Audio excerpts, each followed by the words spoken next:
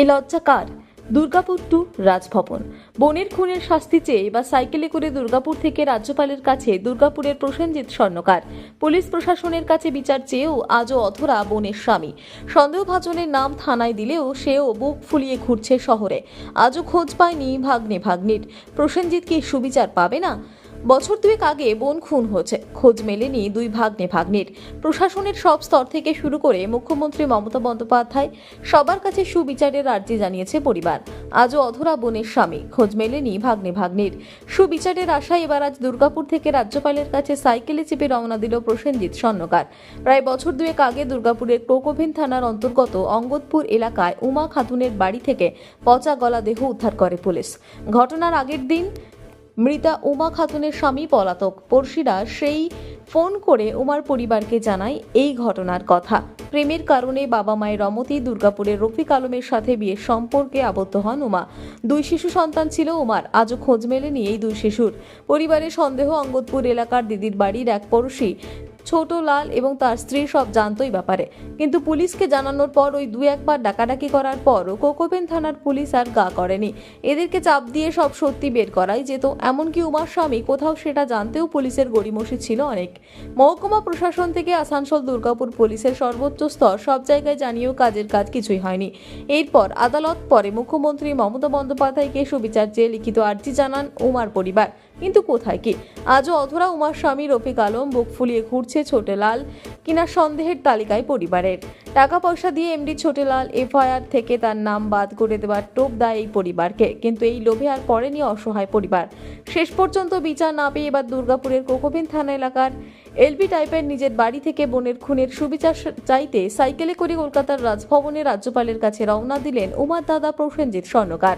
সমস্ত নথি নিয়ে রাজভবনের উদ্দেশ্যে রওনা দিলেন প্রসেনজিৎ। আরজি বোনের খুনের শাস্তি আর দুই ভাগ্নে ভাগ্নির খোঁজ পাবা। মেয়ের শোকে ব্রেন স্ট্রোকে অসুস্থ উমার বাবা এক চোখে দৃষ্টিও হারিয়েছে।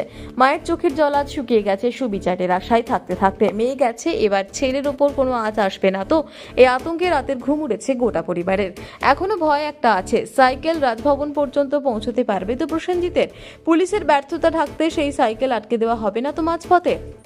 তবুও মনের অদম্য ইচ্ছা শক্তির জোরে এক দাদা বোনের খুনের বিচারের আশায় সব প্রতিকূলতাকে জয় করে পৌঁছতে চাইছে রাজ্যপালের কাছে।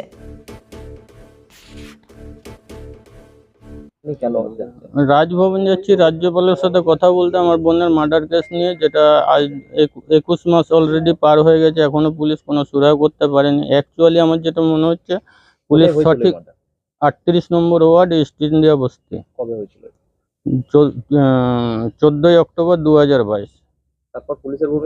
তারপরে পুলিশের ভূমিকা হবে, আমরা চেষ্টা করছি, কিন্তু অ্যাকচুয়ালি যেটা করা দরকার ছিল সেটা করেনি, আজও করছে না। বহুবার বলার সত্ত্বেও এমডি ছোটেলাল আর রুবি খাতুন কিলারের বোন এবং তার ফ্যামিলি, এদের কাছ থেকে পেট চিপে যদি পুলিশ কথা বার করবো মন করতো বা চেষ্টা করতো, তাহলে কিলার এতদিন লকআপে থাকতো, বাচ্চা দুটো ভালো পরিস্থিতিতে থাকতো, ফিরে পেতাম আমরা। এখনো পর্যন্ত কাকে কাকে জানিয়েছেন এটা? জানিয়েছি, আমি রাজ্যপালকে জানিয়েছি, সিএমকে জানিয়েছি, কলকাতা হাইকোর্ট বড় এফেক্ট আছে। আমার মনে হচ্ছে কোনো বড় মৌলবী মারফত একটা সেটিংয়ের ব্যবস্থা হয়ে থাকলেও হতে পারে, কেন ছোটেলাল এবং তার ফ্যামিলিকে জেনে শুনে বা তাদের কথাবার্তায় এত গাফিলতি বা কেসটাকে বিভ্রান্ত করার, ডাইভার্ট করার বিভিন্ন রকম প্রসেস, সেগুলো পুলিশ এই নিয়ে কাজ করছে সব সময়। তার সত্ত্বেও বুঝেও কেন অবুঝের মতো করছে এবং তার উপর চাপ সৃষ্টি করছে না বা ধরার চেষ্টা করছে না, সেটা আমরা বুঝতে পারছি না। আপনারা কি চাইছেন? আমরা চাইছি আগে কিলার ধরা পড়ুক, তার আগে আমার বাচ্চা ভাগনা ভাগ্নি দুটো মিসিং, যে তারা জীবিত রেস্কিউ হোক, আমি ফিরে পাই। আর সেই জন্যই যাচ্ছি। এতদিন ধরে দুর্গাপুরে যে মার্ডারের উপর যে বিচার ব্যবস্থা, সেই বিচার ব্যবস্থাটা যাতে বদলানো হোক, সেই জন্য যাচ্ছি। সাইকেলে যাচ্ছে রাজভবন। পৌঁছাতে পারবেন মনে হয়?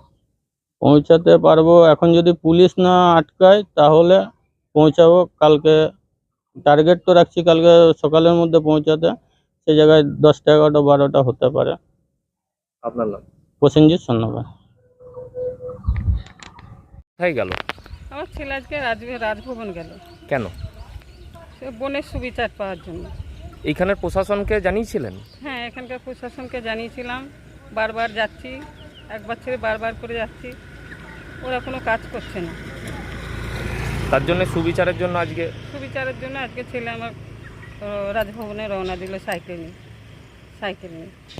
কি চাইছেন এখন আপনারা? আমি এখন ওই মেয়ের আমার সুবিচার চাইছি, আর ওই ছেলে নাতি দুটো ফিরে পেতে চাইছি, আর ওই আসামির যেন কঠোর শাস্তি হয়, আর আমার ছেলে যেন সুস্থভাবে ফিরে আসে। আপনার নাম? আমার নাম মিনতি স্বর্ণকার। ওয়েস্ট কিওর ফার্মা এখানে প্রতি শনিবার সকাল 11টা থেকে বসছেন শিশুরোগ বিশেষজ্ঞ ডাক্তার চিন্ময় নন্দী। প্রতি রবিবার বিকেল 3টেই বসছেন জেনারেল ফিজিশিয়ান অরিজিৎ ভট্টাচার্য। প্রতি শুক্রবার সকাল 8টায় বসছেন মেডিকেল অফিসার ডাক্তার অভিষেক দত্ত। প্রতি শুক্রবার বিকেল 5টায় বসছেন স্ত্রী ও প্রসূতি রোগ বিশেষজ্ঞ মহিলা ডাক্তার লুগুই সরেন। এখানে ডাক্তারবাবুদের জন্য শীততাপ নিয়ন্ত্রিত আধুনিক চেম্বারের সুযোগ সুবিধা রয়েছে। পাশাপাশি রোগীদের জন্য আছে শীততাপ নিয়ন্ত্রিত ওয়েটিং হল। ঠিকানা দুবরা, পুরুলিয়া, দুবরা হাই স্কুল সন্নিকট। Mobile number 9932257634। बहुत अच्छा, बहुत दिल से हम लोग को बहुत खुशी हुआ कि यहाँ पे एक मेडिकल खुला और औरतों के लिए तो ज्यादा बेटर हुआ है। नहीं, ये पहली बार है, इतना मतलब 23 साल के बाद हम मतलब ऐसा देखे कि इतना आराम मिला हम लोग को कि घर से निकले और मेडिकल ऐसा